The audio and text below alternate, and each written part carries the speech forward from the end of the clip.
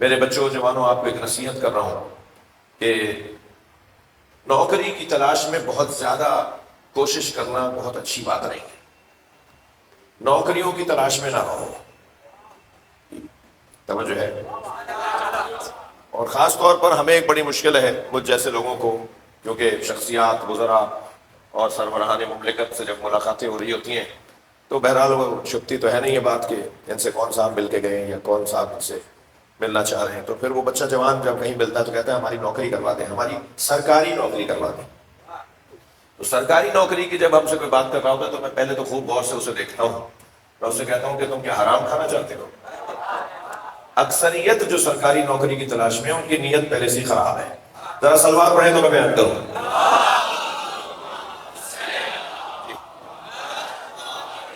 یعنی وہ نوکری کی تلاش میں ہی اس لیے ہے کہ مولانا کام تو ویسے ہی نہیں کرنا ہوگا نا، میں ساتھ میں کوئی اور بھی کام کر لوں گا، سرکاری نوکری دلوا دیجئے. اب یہ الفاظ ہیں جو بولے جاتے ہیں، بھائی مولانا سرکاری نوکری دلوا دیجئے کیونکہ کوئی اور کام بھی تو اس کے ساتھ کر لوں گا. یعنی سرکاری نوکری لے کر مملکت کی خدمت نہیں کر رہی ہے.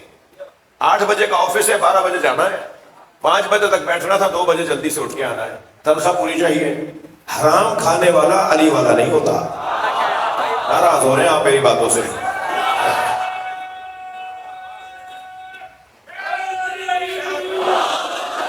ویسے حرام خوری کی مذمت میں تو سب سے اونچا نعرہ لگنا چاہیے.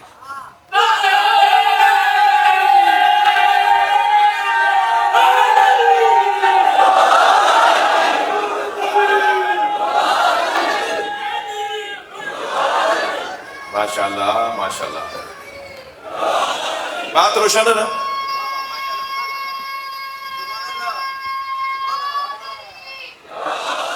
بات روشن ہے نا میری؟ تو میں ان بچوں جوانوں سے کہہ رہا ہوں جو اکثریت میں اس وقت 70% جوان بیٹھے ہوئے ہیں اور جو جوان بزرگ بیٹھے ہیں وہ بھی اپنے بچوں کو میرا پیغام پہنچائیں جوانوں کو کہ یہ والی بات بہت اچھی نہیں ہے کہ ہمیں سرکاری نوکری، مولانا نوکری دلوا دیجیے. ایک جملہ کہہ دوں، علی والا نوکری کے لیے پیدا ہی نہیں ہوا، سرداری کے لیے پیدا ہوا ہے. اگر سردار بن کے رہنا ہے، بھائی مجلس میں عباس بادامی صاحب روزانہ ہوتے ہیں مگر آج شاید انتظامات کو دیکھ رہے ہیں بیٹھے ہوئے. ایک سلوات پڑھیں تو محمد و آل محمد پر.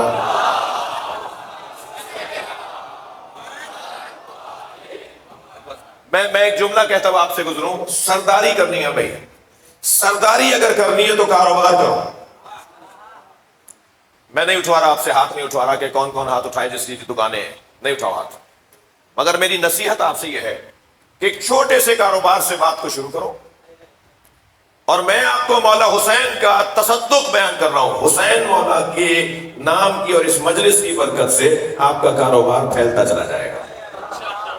نوکریوں کی طرف نوکری کرنی ہے تو ڈائریکٹ 17ویں گریڈ سے بات شروع ہو تو پھر مزہ ہے، اور وہ بھی میرٹ پر ہونا چاہیے، رشوت دے کے نہیں ہونی چاہیے. علی والا جعلی کام نہیں کرتا. صلوات پڑھیں ذرا محمد و آل محمد.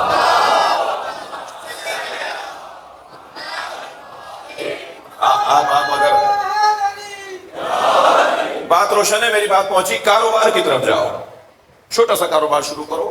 اب میں یہاں کاروبار کی قسمیں تو نہیں بتا سکتا، پورا گھنٹہ لگ جائے گا کہ کون کون سے کام تم کر سکتے ہو. لیکن اگر یہاں نہیں بتایا جائے گا تو پھر کہاں بتایا جائے گا؟ اور آپ یہاں نہیں سنیں گے تو پھر کس سے جا کے سنیں گے؟ تو میں ان بچوں جوانوں سے کہہ رہا ہوں کہ کاروبار کی طرف دماغ لے جاؤ. جو کچھ نہیں کر سکتا کم سے کم ایک ٹھیلے سے کام شروع کر سکتا ہے، ایک دکان سے کام شروع کر سکتا ہے. میں صاحبان تجارت لوگوں سے جن کے کاروبار بڑے وسیع ہیں ان سے بھی گزارش کر رہا ہوں کہ اپنے ساتھ بچوں کو ملائیں، انہیں سکھائیں، آہستہ آہستہ ان کے حوالے کام کریں. ان جوانوں کے ماں باپ سے کہہ رہا ہوں کہ ان کے اوپر اعتبار کرو، ان کے اوپر اعتماد کرو، ان کے اوپر بھروسہ کرو. یہ کہہ کر بچوں کا دل نہ توڑو کہ تم پیسے ڈبو دو گے. یہ پیسے آپ اپنے ساتھ ماں کے شکم سے لے کر نہیں آئے تھے، یہ پیسے آپ کو یہی ملے تھے اور مریں گے تو یہی رہ جائیں گے. اور اگر آج آپ نے اپنے بچوں پر اعتبار کر کے ان کے حوالے کوئی رقم کر دی کہ وہ کاروبار کریں تو آپ یقین جانیے کہ ماحول ہی کچھ اور ہوگا. نظام کسی ایک نبی نے، کسی ایک امام نے نوکری معاذ اللہ نہیں کی.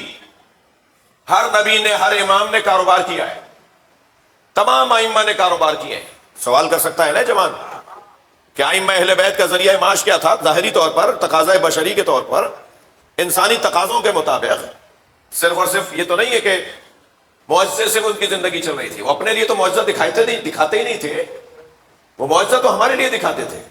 وہ معجزہ تو دوسروں کو دکھاتے تھے. خود تو معجزے سے زندگی نہیں گزارتے تھے. خود تو انسانی اور بشری تقاضوں کے مطابق زندگی گزارتے تھے نا. ایسا ہی ہے. جانوروں کے کاروبار کیے, زمینداری کی ائمہ اہل بیت نے. اور آپ ذرا غور فرمائیں, کبھی آپ نے غور کیا کہ مولا علی ہمیشہ یہودی کے باغ میں جا کر کام کیوں کرتے تھے؟ مسلمانوں کے باغ نہیں تھے. علی مولا نے نظام دیا ہے کہ دوسرے کا پیسہ اپنے پاس لاؤ.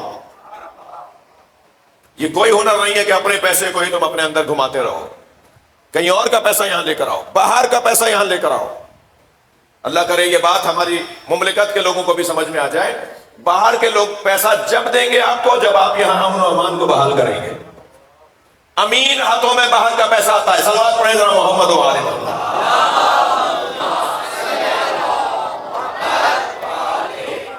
میری بڑی ذمہ داریاں ہیں اس عشرے سے متعلق, لہٰذا میں جانتا ہوں کہ میں کیا کہہ رہا ہوں. توجہ کر لی. سب سے بڑا کمال مولا علی کا علم ہے.